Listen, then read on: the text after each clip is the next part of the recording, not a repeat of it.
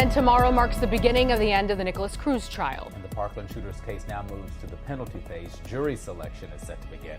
Local 10's Christina Vasquez takes a look back at the 4 years it took to get us here.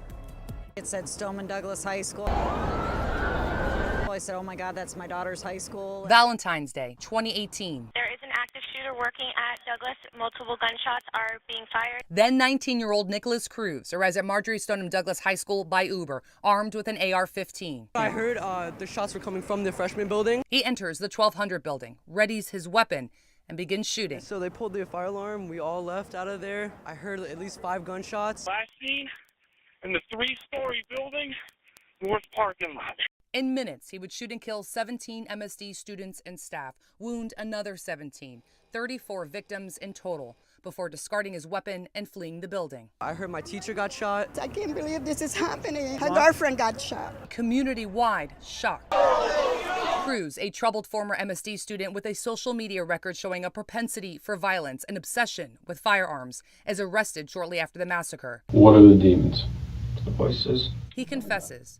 Within 4 weeks, a grand jury indicts him, and prosecutors announce they will seek the death penalty. How do you wish to plead? But it would not be until October of last year. Guilty. When Cruz would plead guilty, setting up the penalty phase where 12 jurors will decide whether he will pay for the murders with his life. Defendant fired his rifle. Victim family members wept in the courtroom. Lori Alhadef, mother of Alyssa, telling us at the time. This guilty plea was good to be able to move forward to the next step. Manuel Oliver, who lost his son Joaquim, expressed frustration with the process. Every day it's a new day that we suffer and we don't see a final chapter in this. The start of that final chapter, beginning the process of selecting a death-qualified jury, begins Monday, just weeks after our community marked the 4-year anniversary of one of the nation's deadliest school shootings. With guilt already established in this case, prospective jurors will be asked if they can be fair and impartial when it comes to sentencing.